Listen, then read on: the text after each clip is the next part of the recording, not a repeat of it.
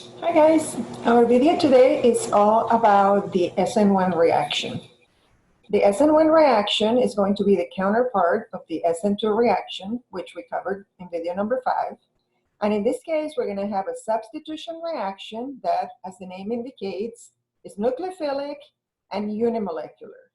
What that means is that in the rate limiting step of the reaction, there's going to be only one species involved in that state. Let me show you what I mean. The first thing that you need to know about the Sn1 reaction is that the best possible substrate that you could have for it is a tertiary substrate.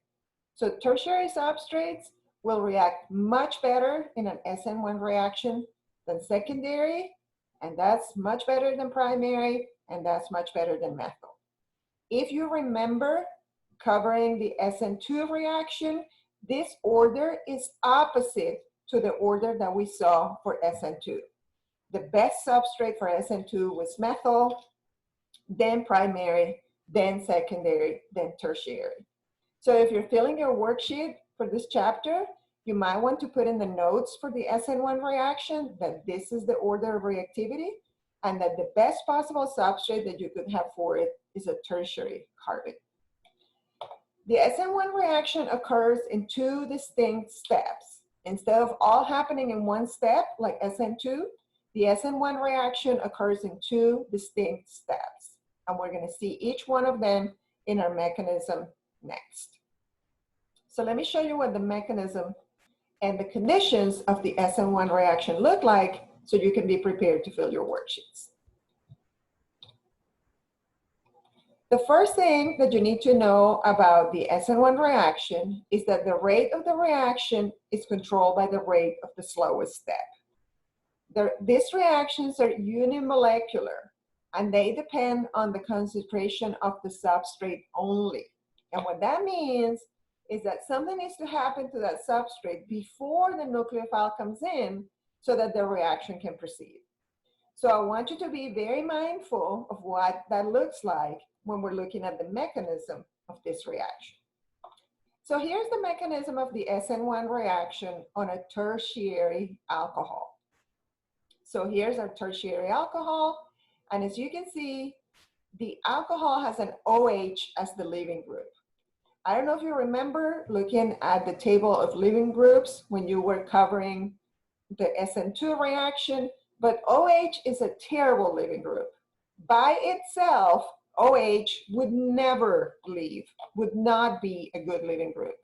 So something needs to happen to make that OH and turn it into a bad leaving group to a good leaving group. What we do to make that happen is we protonate the OH, and we protonate the OH by adding a hydrogen to it. What that means is if you're going to do an Sn1 reaction and you have OH as your leaving group, your nucleophile needs to come in the form of an acid. And it needs to be an acid that has a proton available to protonate your OH, which is the leaving group. The first arrow that you draw in this mechanism goes from the OH, from the lone electron pairs in this oxygen to the hydrogen. The second arrow that you draw, which may look very familiar, is a small arrow to release that bromine and allow it to become Br-, which is now the bromide ion, which is available in solution. When you get to the second step here in the mechanism, what you will see is that spontaneously, this water comes out of the bond with the carbon. And when you do that, you generate a carbocation. The formation of the carbocation intermediate is the most important step in the Sn1 mechanism. And you need to be able, if you're going to do an Sn1 reaction mechanism, you need to create this carbocation intermediate. This is the reason why tertiary substrates are so much better than secondary and so much better than primary, because tertiary carbocations are very stable, much better than secondary, much better than primary, a lot better than methyl. So this explains the reactivity of the different substrates in an Sn1 reaction. Once you have created your carbocation and you have some bromide ions floating around, the negative charge will be attracted to the positive charge, and you will complete your neutral substitution product down here. So 3 steps: protonate the alcohol. Second step, lose the water to create a carbocation. This is the most important rate determining step. And last step, the bromide ion captures that carbocation to give you a neutral substitution product.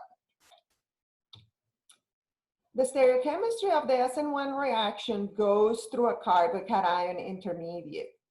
Carbocations can be attacked from either side. So if you start with a substrate that is R, unfortunately, you're not going to keep or invert the configuration. You're just going to end up with a mixture of R and S. The same is true if you start with a substrate that is S, you will end up with a mixture of R and S. What that means is the Sn1 reaction does not conserve or invert the stereochemistry of the product.